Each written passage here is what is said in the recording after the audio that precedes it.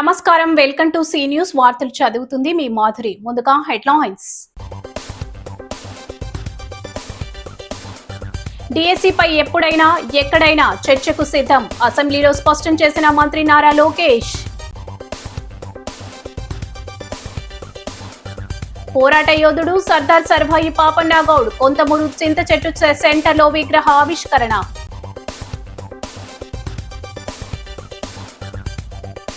పోలవరం నిర్వాసితులకు పరిహారమే అందలేదు, అమలాపురం మాజీ ఎంపీ జీవి హర్ష కుమార్. సేవాభావమే వైశ్య సంఘాల ప్రధాన లక్ష్యం, వైఎంవిఏపై రాజకీయాలు చేయవద్దని విజ్ఞప్తి.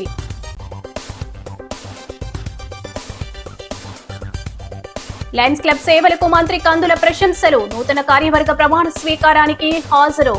అసెంబ్లీ వర్షాకాల సమావేశాల్లో మెగా డిఎస్సి 2025పై అసెంబ్లీలో విద్యాశాఖ మంత్రి లోకేష్ మాట్లాడారు. డిఎస్సిని చాలా బాధ్యతగా తీసుకుని పారదర్శకంగా నిర్వహించామని పేర్కొన్నారు. డిఎస్సిపై ఎక్కడైనా ఎప్పుడైనా చర్చకు సిద్ధమని వైసీపీకి అసెంబ్లీ సాక్షిగా సవాల్ విసిరారు. ఏటా డిఎస్సిని నిర్వహిస్తామని ఎన్నికల ముందు హామీ ఇచ్చాం. మొత్తం 148 రోజుల్లోనే డిఎస్సి నియామకాలు పూర్తి చేశాం. విద్యా వ్యవస్థలో తెదేపా ప్రభుత్వం ఎన్నో సంస్కరణలు అమలు చేసింది. టీచర్ల నియామకాలు, బదిలీలు పారదర్శకంగా ఉండాలని సీఎం భావించారు. మా ప్రభుత్వం టీచర్లను సింగపూర్, ఫిన్లాండ్కు పంపింది. గతంలో వైకాపా ప్రభుత్వం టీచర్లను మద్యం దుకాణాల ముందు నిలబెట్టింది అని మంత్రి లోకేష్ అన్నారు. ప్రజాప్రభుత్వంలో ప్రజలకు స్వేచ్ఛ ఉంది. వ్యవస్థను ఎవరైనా ప్రశ్నించవచ్చు. భిన్నాభిప్రాయాలు ఉన్నవారు కోర్టుల్లో 336 కేసులు దాఖలు చేశారు. వర్టికల్, హారిజంటల్ రిజర్వేషన్ అమలు చేయాలని కోర్టు స్పష్టంగా చెప్పింది. డిఎస్సిలో ఇలాంటి రిజర్వేషన్ అమలు దేశ చరిత్రలోనే తొలిసారి. పారదర్శకంగా మేం నియామకాలు చేపట్టాం. అందుకే వేల మంది ఉపాధ్యాయులు స్వచ్ఛందంగా బయటకు వచ్చి ప్రభుత్వానికి అండగా నిలిచారు అని లోకేష్ అన్నారు. డిఎస్సిపై ఎక్కడైనా చర్చకు సిద్ధమని జగన్కు సవాల్ విసిరారు. గౌరవ సభ్యులందరూ కూడా కోరేది వాళ్ళ టేబుల్ పైన ప్రత్యేకంగా డిఎస్సి గురించి ఒక పుస్తకం వేసి గౌరవ సభ్యులందరూ కూడా అందిస్తాం జరిగింది అధ్యక్ష. అంటే డిఎస్సిలో ఎలా ప్రాసెస్ పాటించాము, అంతేకాకుండా డిఎస్సి పైన ఎలా రాబోయే రోజుల్లో కూడా ఎలా ముందరికి తీసుకెళ్ళబోతున్నాము, దాంతోపాటు ప్రత్యేకంగా మెగా డిఎస్సి పైన ఉన్న మిత్స్ ఏంటి, ఫ్యాక్ట్స్ కూడా వివరిస్తాం జరిగింది అధ్యక్ష. అంతేకాకుండా స్పోర్ట్స్ కోటా గురించి కూడా డీటెయిల్డ్గా సమాధానం ఇస్తాం జరిగింది అధ్యక్ష. అంతేకాకుండా ఎఫ్ఏక్యూస్ కూడా, ఎందుకంటే గౌరవ సభ్యులు కూడా డిఎస్సి గురించి ఒక డీటెయిల్డ్గా అర్థం చేసుకోవాల్సిన అవసరం ఉంది అధ్యక్ష. అందుకే ఈ పుస్తకం కూడా రూపొందించి మీ అనుమతితో, చైర్ అనుమతితో గౌరవ సభ్యులందరూ కూడా ఇస్తాం జరిగింది అధ్యక్ష. అధ్యక్ష, డిఎస్సి అనేది ఒక బాధ్యతగా ప్రజాప్రభుత్వం తీసుకుంది అధ్యక్ష. ఎందుకంటే 2024 ఎన్నికల ముందల Telugu Desam party, Janasena party, Bharatiya Janata party 3 పార్టీలు కలిసికట్టుగా ప్రజలకి హామీ ఇస్తాం జరిగింది. ప్రతి ఏటా డిఎస్సి చేస్తాం, మొదటిది మెగా డిఎస్సి చేస్తామని ఆనాడు హామీ ఇస్తాం జరిగింది అధ్యక్ష. దాంట్లో భాగంగా అధ్యక్ష ఒకసారి మనం చూస్తే 2025 డిఎస్సి 16,347 పోస్టులతో మనం డిఎస్సి చేస్తాం జరిగింది అధ్యక్ష. దాంట్లో సుమారుగా 3,36,300 మంది అభ్యర్థులు దీనికి అప్లై చేస్తాం జరిగింది అధ్యక్ష. అధ్యక్ష, ఈ మొత్తం ప్రక్రియ కూడా 148 రోజుల్లో పూర్తి చేస్తాం జరిగింది అధ్యక్ష. ఇది బ్రీఫ్గా డిఎస్సి గురించి అధ్యక్ష. డీటెయిల్స్కి వెళ్ళే ముందర అధ్యక్ష ఒకసారి కానీ మనం గౌరవ సభ్యులందరూ విషయం గమనించాలి అధ్యక్ష. ప్రభుత్వ పాఠశాలలో, ప్రభుత్వ సిస్టంలో మనం ఒకసారి చూస్తే తెలుగుదేశం పార్టీ ఆవిర్భావం నుంచి అనేక సంస్కరణ తీసుకొచ్చాం అధ్యక్ష. అణగారిన వర్గాల మధ్య నుంచి ఎదిగి ఉన్న వారినే తన పోరాట శక్తిగా మలుచుకుని తెలంగాణ నేలపై స్వీయ పాలనకు పునాది వేసిన అసాధారణ ప్రజా పోరాట యోధుడు సర్దార్ సర్వాయి పాపన్న గౌడ్ అని పలువురు రాజకీయ పార్టీల నాయకులు కొనియాడారు. కొంతమూరులోని చింతచెట్టు సెంటర్లో కొంతమూరు గౌడ సంఘం ఆధ్వర్యంలో సర్దార్ సర్వాయి పాపన్న గౌడ్ విగ్రహావిష్కరణ కార్యక్రమం మంగళవారం జరిగింది. ఈ కార్యక్రమంలో రాష్ట్ర షెట్టిబల్జా కార్పొరేషన్ చైర్మన్ కుడుపూడి సత్యబాబు, మాజీ పార్లమెంట్ సభ్యులు Margani Bharatram, YCP parliament coordinator doctor Guduri Srinivas, Gouda corporation director Yamana Narayana Goud హాజరయ్యారు.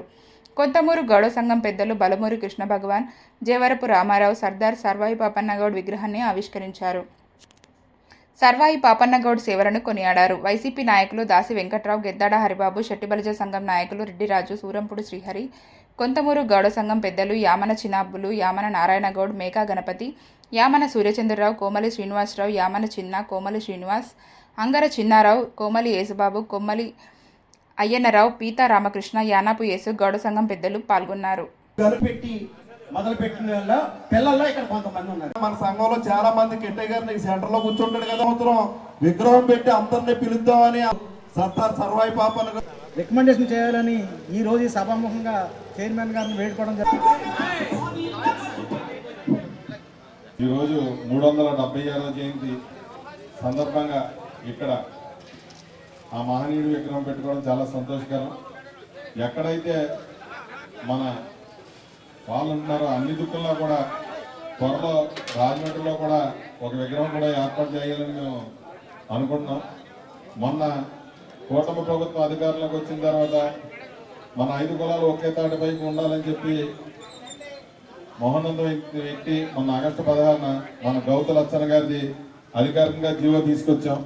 అలాగే సెట్టిబల్యాన్ని నామకరణం చేసిన దొమ్మేటి వెంకటరెడ్డి గారిది కూడా అధికారికంగా జీవో తీసుకొచ్చి మార్చి 23న ఆయనది కూడా పుట్టినరోజు చేసాం.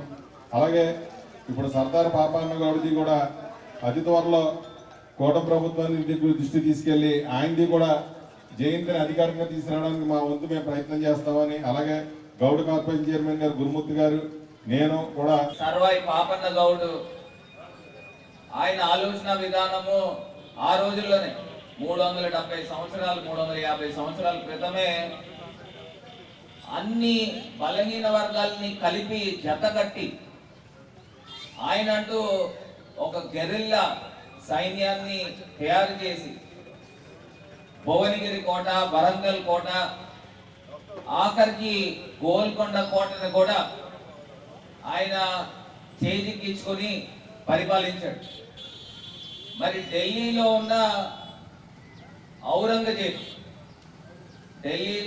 ఔరంగజేబు కొన్ని ఆ ప్రాంతంలో ఉన్న జమీందారులతో కలిసి ఇవాళన్న రోజుకి కూడా 10,000 రూపాయలనంటే చాలా ఎక్కువ. 376 సంవత్సరాల క్రితం ఆయన్ని ఆచూకీ చూపిస్తే 10,000 రూపాయలు ఇస్తామని ఆ రోజుల్లో ప్రకటన చేసిన సందర్భం. ఒక జనగామ జిల్లాలో లింగంపల్లి అనే గ్రామంలో ఒక సామాన్య రైతు కుటుంబంలో పుట్టిన పాపన్న గౌడ్ బాలకునిగా ఎదిగిన జీవితం మనందరికీ ఆదర్శనీయం కావాలి. అంటే ఒక సామాన్యుడు కూడా చక్రవర్తి అవ్వగలడు అని నిరూపించిన ఏకైక వ్యక్తి పాపన్న గౌడ్ గారు. సో ఆయన జీవితాన్ని పూర్తిగా చూసుకోవాలి. ఆ రోజుల్లోనే ప్రజలు రాజ్యాధికారి తీసుకురావాలి, రాజ్యాన్ని వెళ్ళాలి, రాజ్యాధికారి మొదట ఓరుగల్లు, తర్వాత భువనగిరి, తర్వాత గోల్కొండ, పరిపాలించిన సర్దార్ పాపన్న గౌడ్ ఇవే ధన్యవాదాలు అర్పిస్తూ ఆయన సేవ, ఆయన జీవితాన్ని మనం అందరం ఆదర్శంగా తీసుకుని మనం అంతా ఐక్యంగా ఉండి రాజ్యాధికారి దిశగా వెళ్ళాలని చెప్పి కోరుకుంటున్నాను. సర్వే జనా సుఖినో భవంతు. పాపన్న గౌడ్ గారి గురించి మాట్లాడేంత వయసు వేదనది చరిత్ర చెప్తా ఉంది. ఆయన గీత కులాలు ఉపకులాల్లో కులస్తుడు. అయినా కష్టపడి తల్లిదండ్రులు కొత్త గొప్ప చదివించి అయినా ఎక్కడైనా ఏ తేడా వచ్చినా తిరుగుబాటు తప్పించి తిరగబడి వాళ్ళని అదిరించే వరకు కూడా అతను నిద్రపోయేవాడు కాదు. ఆ పొలమా ఈ పొలం అన్నది కాదు, పేదవాడి జోలికి వస్తే ఎవరిని ఇడిచిపెట్టేవాడు కాదట. అలాంటి గొప్ప వ్యక్తి సర్దార్ పాపన్న గౌడ్ అని బిరుదు ఆయనకి రావడం అన్నది ఈ కమ్యూనిటీకే గర్వకారణం అని చెప్పేసి సందర్భంగా మనం చేసుకుంటున్నాం. ఒక గౌడ కులంలో పుట్టి కుతుబ్ షాహీని మొఘలుని ఎదురించిన తీరు, ఈయన 8 సంవత్సరాల వయసులో తండ్రి చనిపోతే తల్లి తన కుల వృత్తి అయిన కళ్ళు గీత వృత్తిని ఈ కుర్రాడికి అలవాటు చేసింది. అప్పటి నుంచి కళ్ళు గీసుకుంటమే ఇతని ధ్యేయంగా జరిగింది. అయితే ఇతనితో పాటు ఇతని మిత్రులు అనేక మంది ఉండేవారు. మొఘల్ సామ్రాజ్యం యొక్క సైనికులు కళ్ళు తాగి డబ్బులు ఇవ్వకుండా వెళ్ళిపోవడం సహజంగా జరిగేది. ఒక రోజున రోజు తాగి వెళ్ళిపోతున్నారు, మాకు పైకి ఇవ్వడం లేదని చిన్న వాగ్వాదం జరిగితే వాళ్ళు వీళ్ళ మీద చేయి చేసుకున్నప్పుడు మొట్టమొదట గీత కత్తిన దూసిన వ్యక్తి సర్దార్ సర్వాయి పాపన్న గౌడ్. ఆ రోజున తీసిన కత్తి ఆయన గోల్కొండ కిల్లా మీద జెండా ఎగరేసే వరకు కూడా ఏ రోజున వెనుకంజ వేయలేదు. గెరిల్లా యుద్ధం అంటారు. గెరిల్లా యుద్ధం అంటే చాలా మందికి తెలియదు. గెరిల్లా యుద్ధం అంటే తక్కువ సైన్యంతో ఎక్కువ సైన్యం ఉన్న మొఘల్ సామ్రాజ్యం యొక్క సైనికుల మీద మెరుపు దాడి చేసే వాళ్ళనే గెరిల్లా సైన్యం అంటారు. పాపన్న గౌడు తక్కువ సైన్యంతో మొఘల్ సామ్రాజ్యం యొక్క సైనికుల మీద మెరుపు దాడులు చేసి వాళ్ళని అంచెలంచెలుగా హతమార్చి గోల్కొండ కిల్లా మీద గౌడ జెండా ఎగరేసి చక్రవర్తి అయిన మొట్టమొదటి బహుజన చక్రవర్తి సర్దార్ సర్వాయి పాపన్న గౌడ్. పోలవరం ప్రాజెక్టు అంచనా వ్యయం భారీగా పెరిగిందని మొదట 6,000 కోట్లుగా ప్రకటించగా ప్రస్తుతం 66,000 కోట్లు దాటిందని, ఇప్పటికీ పూర్తి స్థాయిలో భూసేకరణ జరగలేదనే ఆరోపణలు ఉన్నాయని, ఛత్తీస్గఢ్, ఒడిశా ప్రభుత్వాల అనుమతులు ఇంకా అవసరమని హర్ష కుమార్ అన్నారు. స్థానిక కోరుకొండ రోడ్లోని ఆయన నివాసంలో జరిగిన మీడియా సమావేశంలో హర్షకుమార్ మాట్లాడుతూ, ఛత్తీస్గఢ్లో 4 గ్రామాలు, ఒడిశాలో 8 గ్రామాలు ముంపునకు గురయ్యే పరిస్థితి ఉందని, పోలవరం నిర్వాసితులకు భూములు కోల్పోయిన వారికి ఇంకా పూర్తి స్థాయిలో పరిహారం అందలేనని ఆరోపించారు. నిర్వాసితుల కోసం నిర్మించిన కొన్ని కాలనీలు శిథిలావస్థకు చేరుకున్నాయని, పోలవరాన్ని జాతీయ ప్రాజెక్టుగా ప్రకటించి కేంద్రం నిర్మించేలా ఒప్పందం జరిగినా రాష్ట్ర ప్రభుత్వం నిర్మాణ బాధ్యత తీసుకుందని విమర్శించారు. పోలవరం ప్రాజెక్టును వ్యాపార దృక్పథంతో డబ్బులు సంపాదించే ఏటీఎంలా రాష్ట్ర ప్రభుత్వం చూస్తోందని, భూములు 5వ షెడ్యూల్ ఏపీ ఎల్పీఆర్ చట్టపరిధిలో ఉన్నాయని తెలిపారు. షెడ్యూల్ ప్రాంతాల భూములను ప్రైవేట్ సంస్థలకు కేటాయించడం చట్టవిరుద్ధమని ఆరోపించారు. దీనిపైనే తాము కేంద్ర గిరిజన వ్యవహారాల మంత్రిత్వ శాఖకు ఫిర్యాదు చేశామని వివరించారు. దీనిపై చీఫ్ సెక్రటరీని వివరణ కోరినట్లు సమాచారం ఉందన్నారు. అడుగు రాతి పొరల నుంచి రావాలి పునాది. అది దానికి వెళ్ళాలంటే చాలా లోతుకి వెళ్ళాల్సిన పరిస్థితి. కానీ వీళ్ళు ఇసుక పొరల్లోంచే వీళ్ళు కన్స్ట్రక్షన్ వేస్తూ ఉంటుంటే, ఇసుక పొరల నుంచి పైకి వచ్చేటప్పటికల్లా వీళ్ళు చాలా ఎత్తుకి కట్టాల్సి ఉంది. అంటే ప్రవాహం కన్నా మీద కట్టిన తర్వాత కొంత పోయిన తర్వాత దాని మీద డ్యామ్ ఫాల్ పూర్తిగా నిర్మించాలి. అటువంటిది ఏమీ లేకుండా ఈవేళ నిర్మాణం చేపట్టేస్తున్నారు. నేను మొన్న శ్రీశైలం ప్రాజెక్ట్కి వెళ్ళి పరిశీలించి వచ్చాను. అలాగే మొన్న సీలేరు కూడా వెళ్ళి పరిశీలించి వచ్చాను. అక్కడ ఏపీ జెన్కో హైడ్రో కరెంటు ఉత్పత్తి చేస్తుంది. చాలా ఎక్కువగా ఉత్పత్తి చేస్తూ ఉంది. మరి చాలా దగ్గర 280-360 మెగావాట్స్ ఉత్పత్తి సీలేరు నుంచి, డొంకరాయి నుంచి మనకి హైడ్రో కరెంట్ అన్నది వస్తుంది. అది నాణ్యమైన కరెంటు. మరి ఆ ఏపీ జెన్కో మనకు ఉంది. ఏపీ జెన్కో మనకు ఉంటుండగా మీరు మెగాకి ఎందుకు ఇవ్వాలి, లేకపోతే గ్రీన్ కోకి ఎందుకు ఇవ్వాలి? మీరు ఏపీ జెన్కో అంటే గవర్నమెంట్ లాభపడాలి కదా. గవర్నమెంట్ లాభపడమంటే ప్రజలు లాభపడతారు. ప్రజలు లాభపడకుండా మీరు ప్రైవేట్ కంపెనీలకి ఎందుకు ఇవన్నీ కట్టబెట్టి మీరు వాళ్ళకి లాభాలు చేకూర్చాలని ఎందుకు ప్రయత్నిస్తున్నారు? ఒక ముఖ్యమంత్రిగా ప్రజల సంక్షేమం మీరు ఆలోచించాలా, లేకపోతే ప్రైవేట్ కంపెనీల వాళ్ళకి మీరు వాళ్ళ సంపాదన, వాళ్ళ సంక్షేమం మీరు ఆలోచిస్తారా? ఇది తప్పు. కాబట్టి దీని మీద సెంట్రల్ గవర్నమెంట్ ప్రతిస్పందించినందుకు నేను కృతజ్ఞతలు తెలుపుతున్నాను.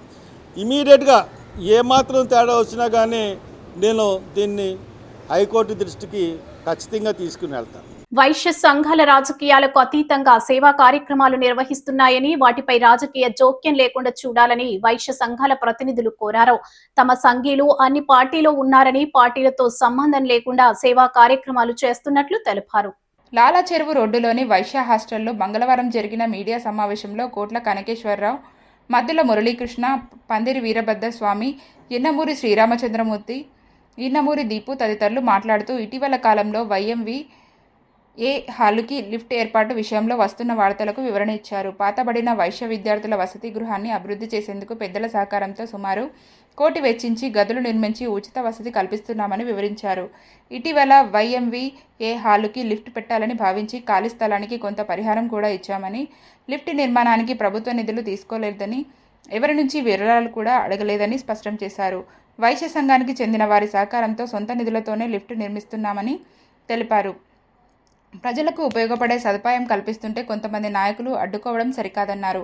ఈ విషయంలో మాజీ ఎంపీ భరత్ జోక్యం ఎందుకని ఇన్నమూరు దీపు ప్రశ్నించారు. పెంటపాటి సుభాష్, కక్కిరాల బుచ్చిరాజు, పులవర్తి లక్ష్మణస్వామి, మైలవరపు నాగేంద్ర ప్రసాద్, తొంటెపు ప్రభాత్, పచ్చిగోల సురేష్ కుమార్, గ్రంథి రాజా తదితరులు పాల్గొన్నారు.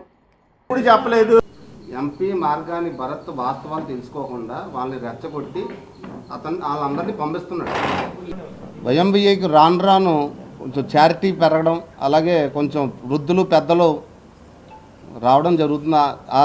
ఆ దృష్టిలో పెట్టుకుని పక్కన ఈ వరకు ఖాళీ స్థలం ఉందని ఒక అప్పుల్లో కొంతమంది వ్యాయామ కళాశాల వైఎంబీఏ ఇవ్వడం జరిగింది. మళ్ళీ వాళ్ళ దగ్గర నుంచి మేము తీసుకోవడం జరిగింది. ఎలా అంటే ఇంచుమించు ఒక 11 లక్షల రూపాయలు మేము ఇచ్చి వాళ్ళ దగ్గర మా పెద్దలు శివరాం సుబ్రహ్మణ్యం గారు ఆధ్వర్యంలో తీసుకోవడం జరిగింది. వాళ్ళు మనస్ఫూర్తిగానే మాకు ఇవ్వడం కూడా జరిగింది. అది లిఫ్ట్ పెట్టడం, అలాగే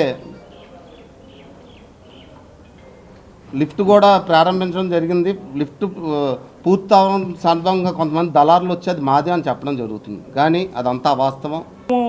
అక్కడ లిఫ్ట్ కట్టి తీరుతాం, అది మాకు మా గురించి ఉపయోగం కాదు, మొత్తం అక్కడ ఉపయోగించుకునే ప్రతి ఒక్క వ్యక్తికి ఆ లిఫ్ట్ అనేది ఉపయోగపడుతుంది. ఆ చిన్న సదుపాయం చేయకపోతే అక్కడ వచ్చిన ప్రజలు చాలా ఇబ్బంది పడుతున్నారు. అక్కడ మెట్లెక్కి పైకి రావడానికి, వాళ్ళు సంతోషంగా కాలం గడపడానికి చాలా ఇబ్బందులు పడుతున్నారు. ఎవరిని డబ్బులు అడగలే. మేము అక్కడ మా కులంతో సంబంధించిన మనుషుల దగ్గర నుంచే మేము వసూలు చేసి మేము కడుతున్నాం. ఎవరిని రూపాయలు అడగడం కానీ, మేము లేకపోతే ఎక్కడి నుంచో, లేకపోతే గవర్నమెంట్ దగ్గర నుంచో, ఇంకో చోట నుంచో, ఇంకో వచ్చి నుంచో డబ్బులు తీసుకోవడం కానీ జరిగింది ఏమీ లేదు. మా సొంత రూపాయలతో ప్రజలకి ఉపయోగపడేలాగా, ప్రజలకి సౌకర్యార్థం మేము చేస్తున్న పనులకి కొంతమంది నాయకులు అడ్డుపడుతున్నారు. ఆ అడ్డు మేము ఎలా తొలగించుకోవాలో మా పెద్దలందరికీ బాగా తెలుసు. మేము ఖచ్చితంగా దాన్ని వ్యతిరేకిస్తున్నాం. ఎవరో ఏ రకంగానూ మా మీదకి వచ్చారంటే మేము సంఘటితంగా దాన్ని ఎదుర్కోవడానికి సిద్ధంగా ఉన్నాం, ఎదుర్కొంటాం. వీళ్ళందరూ కూడా ఒక్కొక్క వారం ఒక్కో డాక్టర్ వచ్చేవాడు, వైద్య డాక్టర్. అందరికీ ట్రీట్మెంట్ చేయడం, మందులు కూడా ఇవ్వడం జరుగుతుంది. దాంట్లో భాగంగానే ఆనాటి తాలూకు మనుషులకి మాది అన్నది మేము గొడవ పడడానికి ఇష్టం లేక వాళ్ళకి డబ్బులు ఇచ్చి ప్రజా ఉపయోగం కోసం ఈవేళ మేము ఇది నిర్మించడం జరిగింది. రేపు పొద్దున అది డాక్యుమెంట్స్ పరిశీలిస్తాం. ఒకవేళ కాదు అని అంటే మున్సిపాలిటీలో ఏదైనా ఛార్జెస్ కావాలంటే పెడితే కట్టేస్తాం. దాంట్లో ఏమీ ఇది లేదు. కాకపోతే వాళ్ళని అంగీకరించి మేము కట్టుకున్న తర్వాత సోకాళ్ళు చాలామంది పెద్దలు, రాజకీయ నాయకులు అవ్వచ్చు, లేకపోతే ఎవరెవరు అసలు వాళ్ళ మొహాలు కూడా తెలియట్లా. నాకు అక్కడ బ్యానర్ పెట్టి ఏదో పిల్లోడితోటి ఏదో చూడండి బాక్సింగ్ చేశాను అది ఇది అన్నట్టు చూపెడుతున్నారు. పెరవలి మండలంలో జరిగిన లయన్స్ క్లబ్ నూతన కార్యవర్గ ప్రమాణ స్వీకార మహోత్సవానికి పర్యాటక శాఖ మంత్రి కందుల దుర్గేష్ ముఖ్య అతిథిగా హాజరయ్యారు. ఈ సందర్భంగా చిన్న నాయకత్వంలో బాధ్యతలు స్వీకరించిన నూతన సభ్యులకు మంత్రి అభినందనలు తెలిపారు. ఈ సందర్భంగా మంత్రి కందుల దుర్గేష్ మాట్లాడుతూ నిరంతరం ప్రజాసేవలో తరిస్తూ సేవకు రారాజుగా లయన్స్ క్లబ్ పేరుగాంచిందని, ప్రభుత్వ సంక్షేమ లక్ష్యాలు నెరవేరడంలో లయన్స్, రోటరీ వంటి స్వచ్ఛంద సంస్థల పాత్ర అత్యంత కీలకమని కొనియాడారు. తాము చదువుకునే రోజుల్లో లయన్స్ క్లబ్కు అనుబంధంగా ఉన్న లియో క్లబ్లో సభ్యుడిగా చేరి పలు సేవా కార్యక్రమంలో పాల్గొన్నట్లు మంత్రి గుర్తు చేసుకున్నారు. క్రమశిక్షణ, నాయకత్వ లక్షణాల పెంపొందింపునకు లయన్స్ క్లబ్ ఒక మహోన్నత వేదికగా నిలుస్తుందన్నారు. పేరవలి మండల ఔన్నత్యాన్ని చాటుతూ సేవలందించిన పూర్వ అధ్యక్షులు రాయుడు కార్యవర్గాన్ని అభినందించారు. స్థానిక ఎమ్మెల్యేగా, రాష్ట్ర మంత్రిగా పెరవలి ప్రాంతంలో లయన్స్ క్లబ్ చేపట్టే అన్ని సేవా కార్యక్రమాలకు తన సంపూర్ణ సహకారం ఉంటుందని హామీ ఇచ్చారు. ముందుకు రావాల్సిన అవసరం ఎంతైనా ఉంది. తొలి నుంచి కూడా లయన్స్ క్లబ్ ఆ రకమైనటువంటి దృక్పథంతో పనిచేయటం మనందరికీ తెలుసు. నేను బాగా స్టూడెంట్గా ఉన్నప్పుడు రాజమండ్రిలో అప్పుడే లయన్స్ కు అనుబంధంగా ఉండేటువంటి లియో క్లబ్ అనేది ప్రారంభించినప్పుడు నేను కూడా లియో క్లబ్ సభ్యుడిగా ఆ రోజున అందులో ఉన్నాను. కొన్ని మనకి ఒక రకమైనటువంటి ఆలోచన దృక్పథంకి, సేవా కార్యక్రమాలకి అన్నిటికంటే మించి నాయకత్వ లక్షణాలని పెంపొందించుకోవడానికి కూడా లయన్స్ క్లబ్ అనేది ఒక మంచి వేదికగా ఉపయోగపడుతుంది అనేటువంటి మాటను నేను నమ్ముతాను. లియో క్లబ్లో ఉన్నప్పుడు మేము అనేక సేవా కార్యక్రమాలు చేశాం. దాంతో మాకు రాజకీయాల్లోకి వెళ్ళిన తర్వాత ఏదైతే సేవా కార్యక్రమాలు చేసినటువంటి నేపథ్యం లియో క్లబ్ ద్వారా వచ్చిందో మాకు అది రాజకీయాల్లో చాలా ఉపయోగపడింది అనేటువంటి మాటను కూడా నేను ఖచ్చితంగా చెప్పగలను. అలాగే అన్నిటికంటే మించి ఒక ముఖ్యమైనటువంటి అంశం ఏంటంటే క్రమశిక్షణకి పెద్దపీట వేసేది లయన్స్ క్లబ్. ఇక్కడ సమావేశాలు కూడా ఇప్పుడంటే నేనేదో మంత్రిగా ఉన్నాను, నాకేదో కొన్ని కార్యక్రమాలు ఉన్నాయి కాబట్టి నాకు ముందించారు కానీ మైకు, లేకపోతే అలా ఎవరు అక్కడ ఒకవేళ మనం మాట్లాడన్నా ఏదో పెట్టి టింగ్ అని కొడతారు. అది ఇవన్నీ అంటే ఇవన్నీ ఆ సిస్టమేటిక్ గా ఉండటం అనేది ఇందులో ఎందుకు చెప్తున్నాయంటే ఈ మాట మనం లైటర్ వేలో మాట్లాడుకున్నప్పటికీ కూడా ఖచ్చితంగా ఆ క్రమశిక్షణ అవసరం. రాజమహేంద్రి వారసత్వ సంపద పరిరక్షణ సమితి ఆధ్వర్యంలో రాళ్లబండి సుబ్బారావు మ్యూజియం వద్ద రాళ్లబండి వర్ధంతి ఘనంగా నిర్వహించారు. వచ్చే ఏడాది జరిగే గోదావరి పుష్కరాల నాటికి మ్యూజియం పనులను పూర్తి చేసేలా చర్యలు తీసుకోవాలని టీకే విశ్వేశ్వర్ రెడ్డి డిమాండ్ చేశారు. ఈ కార్యక్రమంలో సమితి అధ్యక్షులు టీకే విశ్వేశ్వర్ రెడ్డి, కన్వీనర్ దేశిరెడ్డి బలరామనాయుడు, కోశాధికారి దూర్వాసుల సత్యనారాయణ, ప్రధాన కార్యదర్శి మాదిరాజు శ్రీనివాస్ పాల్గొని రాళ్లబండి సుబ్బారావు చిత్రపటానికి పూలమాలలు వేసి ఘనంగా నివాళులర్పించారు. టీకే మాట్లాడుతూ రాళ్లబండి సుబ్బారావు పెద్దాపురంలో జన్మించి రాజమండ్రిలో స్థిర నివాసం ఏర్పాటు చేసుకుని అనేక పురాతన వస్తువులను, నాణేలను సేకరించి మ్యూజియం ఏర్పాటు చేశారని, అనేక గ్రంథాలు రచించి ఒక లైబ్రరీని కూడా ఏర్పాటు చేసినట్టు తెలిపారు. 2023లో మ్యూజియం ఆధునికీకరణకు రాష్ట్ర ప్రభుత్వం 6 కోట్ల రూపాయలు, కేంద్ర ప్రభుత్వం 4 కోట్ల రూపాయలు కేటాయింపులకు నిర్ణయించారని, కేంద్ర ప్రభుత్వం వారు 2 కోట్లు ఇచ్చినా రాష్ట్ర ప్రభుత్వం 1 రూపాయి కూడా ఇవ్వలేదన్నారు. ప్రభుత్వం వారు తక్షణం స్పందించి ఆ బిల్డింగ్ పూర్తి చేసి రాళ్లబండి సుబ్బారావు మ్యూజియంని యథాస్థితికి తీసుకొచ్చి విద్యార్థులు, ప్రజల సందర్శనకు సిద్ధం చేయాలని కోరారు. అటువంటి ఈ రాళ్లబండి సుబ్బారావు గారి మ్యూజియంని రెనోవేట్ చేయాలి. దాన్ని రాబోయే కాలాలకి ఇంకా పెద్దదిగా ఇది మంచి అందంగా ఉండేలా తయారు చేయాలని చెప్పి ఉద్దేశంతో ప్రభుత్వం వారు 2023లో దీన్ని డిస్మాంటిల్ చేసి 10 కోట్ల రూపాయలతో కొత్తది కట్టాలని చెప్పి ఒక నిర్ణయం తీసుకోవడం జరిగింది. దానికి కేంద్ర ప్రభుత్వం వారు 4 కోట్లు, రాష్ట్ర ప్రభుత్వం వారు 6 కోట్లు ఇచ్చి దీన్ని రెనోవేట్ చేసి దీన్ని బాగా తయారు చేయాలని చెప్పి ఈ రాళ్లబండి సుబ్బారావు గారి మ్యూజియంని ఇక్కడ నుంచి తవ్వేసి డిస్మాంటిల్ చేశారు. మరి ఇక్కడ ఉన్నటువంటి పురాతన వస్తు సంపద అంతా పట్టుకెళ్ళి బొమ్మూరులో పెట్టారు. బొమ్మూరులో పెట్టారు, గోదావరిలో పెట్టారు, ఎవరికి తెలియదు. వాళ్ళు చెప్తున్నారు బొమ్మూరులో పెట్టామని వాళ్ళు అంటారు. మరి ఎక్కడ పెట్టారో ఏంటో కూడా ప్రజలెవరికి కూడా సరైన అవగాహన లేకుండా చేశారు. అయ్యా, రాబోయేవి పుష్కరాలు ఎన్ని రోజులు ఉన్నాయి మీకు? ఆల్రెడీ 11 months 10 months ఉంది. 10 monthsలో పుష్కరాలు వచ్చేస్తున్నాయి. దీనికి శాంక్షన్ చేసిన కేంద్ర ప్రభుత్వం 4 కోట్లలో 2 కోట్లు ఇచ్చారు. ఇంకో 2 కోట్లు కేంద్ర ప్రభుత్వం ఇవ్వలేదు. రాష్ట్ర ప్రభుత్వం 6 కోట్లు శాంక్షన్ అన్నారు. 6 కోట్లలో 1 రూపాయి కూడా రాష్ట్ర ప్రభుత్వం ఇవాటి వరకు కూడా రిలీజ్ చేయలేదు. అసలు ఏంటి దీన్ని? ఒక స్లాబ్ వేశారు, వదిలేశారు, పడగొట్టేశారు. ఒక స్లాబ్ వేశారు, వదిలేశారు. అసలు పుష్కరాల లాంటివి దీన్ని ఏ రకంగా మీరు పూర్తి చేయాలనుకుంటారో అర్థం కాని పరిస్థితి. ఇది చాలా దారుణం. ఎందుకంటే నేను అడిగాను, దీనికి సంబంధించినటువంటి ఆర్కియాలజీ ఏడీ గారిని అడిగితే, ఏమంటే పురంధీశ్వరి గారి గురించి తిరగలేక సత్తున్నామండి. రాష్ట్ర ప్రభుత్వానికి ఎన్నిసార్లు విన్నపం చేసినా వాళ్ళేమో మా విన్నపాలు పట్టించుకోరు. అమ్మ తల్లి 2 కోట్ల రూపాయలు రిలీజ్ అయ్యి మీరే 2 కోట్లు రిలీజ్ చేస్తే ఏదోలా కంప్లీట్ చేస్తామమ్మా అంటే ఆవిడ ఎన్నిసార్లు వెళ్ళినా దొరకదన్నారు. గత 28 సంవత్సరాలుగా దివ్యాంగులకు వీల్ చైర్స్ తో పాటు చేతికర్రలు, ఇతర పరికరాలు అందజేసి ఆదుకుంటున్నామని స్వర్ణాంధ్ర సేవా సంస్థ ముఖ్య నిర్వాహకులు లయన్ డాక్టర్ గుబ్బల రాంబాబు తెలిపారు. స్థానిక లాలా చెరువు స్వర్ణాంధ్ర సేవా సంస్థ కార్యాలయంలో రంపచోడవరానికి చెందిన బెడ్ రిడెన్ పేషెంట్ మహమ్మద్ కాదరున్నిసాకు వీల్ చైర్ అందజేశారు. Helping hands admin Anup Jain విజ్ఞప్తి మేరకు స్వర్ణాంధ్ర ద్వారా ఆమెకు ఈ వీల్ చైర్ను అందజేస్తున్నట్లు గుబ్బల రాంబాబు తెలిపారు. ఆమె పూర్తిగా మంచానికే పరిమితమయ్యారని, ఎక్కడికైనా తీసుకుని వెళ్లేందుకు ఇబ్బంది అవుతుందని కుటుంబ సభ్యులు, స్థానికుడు అప్పన్న ద్వారా విజ్ఞప్తి అందిందన్నారు. దీనితో అనూప్ జైన్ ద్వారా ఆమెకు వీల్ చైర్ను అందజేసినట్లు తెలిపారు. అడిగిన వెంటనే వీల్ చైర్ అందజేసిన గుబ్బల రాంబాబుకి అనూప్ జైన్ కృతజ్ఞతలు తెలియజేశారు. స్వర్ణాంధ్రతోనే అవసరార్థులకు నిజమైన సేవలు అందుతున్నాయని కొనియాడారు.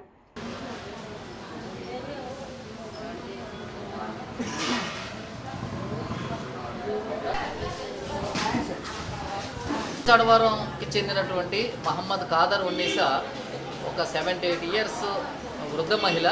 ఆవిడికి అనారోగ్యం రీత్యా బెడ్ రిడెన్ పేషెంట్గా ఉన్నారు.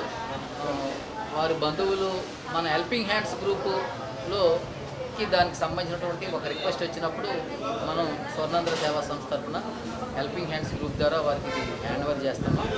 ఎవరైతే వైకల్యం అంటే దివ్యాంగులు ఉన్నారో ఈ వీల్ చైర్స్ కానీ, వాకర్స్ కానీ, హ్యాండ్ స్టిక్స్ కానీ, చెవిటి మిషన్లు కానీ ఎవరైతే పేదవారు కొనుక్కోలేరో వారందరికీ కూడా స్వర్ణాంధ్ర సేవా సంస్థ గత 28 సంవత్సరాలుగా అవి సమకూరుతూనే ఉంది. ఖచ్చితంగా ఎవరైనా అడిగితే వారి విజ్ఞాపన మేరకు మనం పరిశీలించి లబ్ధిదారుల అవసరాలు తీర్చడానికి స్వర్ణాంధ్ర సేవా సంస్థ కృషి చేస్తుందని మీ ద్వారా తెలియజేస్తున్నాను. మా రంపచోడలో ఉన్న 78 సంవత్సరాల వృద్ధ మహిళ బెడ్ రిడెన్ పేషెంట్ పాపం నడవలేకపోతుంది, చాలా ఇబ్బందిగా ఉంది. గవర్నమెంట్ హాస్పిటల్ ద్వారా మనకి ఆవిడ వీల్ చైర్ ఇప్పించమని కోరారు. అయితే వెంటనే స్పందించిన స్వర్ణాంధ్ర రాంబాబు గారు వెంటనే స్పందించి వీల్ చైర్ ఇవ్వడం కలిశారు. దాని గురించి రాంబాబు గారికి ప్రత్యేక ధన్యవాదాలు. ఈ ప్రాబ్లమ్ని మన దగ్గర తీసుకొచ్చిన అప్పన్న గారికి కూడా ధన్యవాదాలు. Thank you. ఆర్ట్స్ కళాశాలలో జరిగిన 80వ స్వాతంత్ర దినోత్సవ వేడుకల్లో రాష్ట్ర పర్యాటక మంత్రి కందుల దుర్గేష్, జిల్లా కలెక్టర్ కీర్తి చేకూరి, జిల్లా వైద్య ఆరోగ్య శాఖ అధికారి డాక్టర్ కోమల తదితర ఉన్నత అధికారుల చేతుల మీదుగా PHN కడలి ఆదిలక్ష్మి విశిష్ట సేవ అవార్డు అందుకున్నారు. వైద్య ఆరోగ్య శాఖలో సీతానగరం PHNగా సేవలందిస్తున్న ఆమె ఈ విశిష్ట సేవ అవార్డును అందుకున్నారు. 2025-26 సంవత్సరంలో ఆమె అందించిన సేవలకు గాను ఈ అవార్డును దక్కించుకున్నారు. ఆమె ఇప్పటి వరకు ధవళేశ్వరం PHCతో పాటు ICDS శాఖ, రాజమండ్రి జిల్లా ప్రభుత్వాసుపత్రి PP యూనిట్లోనూ సేవలందించారు. ప్రస్తుతం సీతానగరంలో PHNగా పనిచేస్తూ ఈ ప్రశంస అందుకున్నారు. ఆమెను జిల్లా వైద్య ఆరోగ్య శాఖ అధికారి కోమల, ఇతర అధికారులు, ఆమె గతంలో పనిచేసిన PHCలు, ప్రభుత్వాసుపత్రి PP యూనిట్ అధికారులు, సిబ్బంది అభినందించారు. బులెటిన్ ముగించే ముందు హెడ్లైన్స్ మరోసారి. డిఎస్సిపై ఎప్పుడైనా ఎక్కడైనా చర్చకు సిద్ధం, అసెంబ్లీలో స్పష్టం చేసిన మంత్రి నారా లోకేష్. పోరాట యోధుడు సర్దార్ సర్వాయి పాపన్న గౌడ్ కొంతమూరు చింత చెట్టు సెంటర్లో విగ్రహ ఆవిష్కరణ.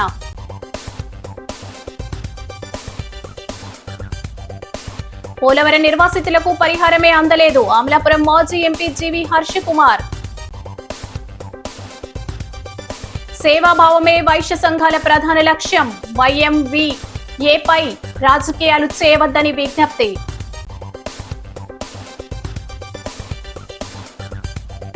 లయన్స్ క్లబ్ సేవలకు మంత్రి కందుల ప్రశంసలు, నూతన కార్యవర్గ ప్రమాణ స్వీకారానికి హాజరు. ఈ వార్తలు ఇంతటితో సమాప్తం. నమస్కారం.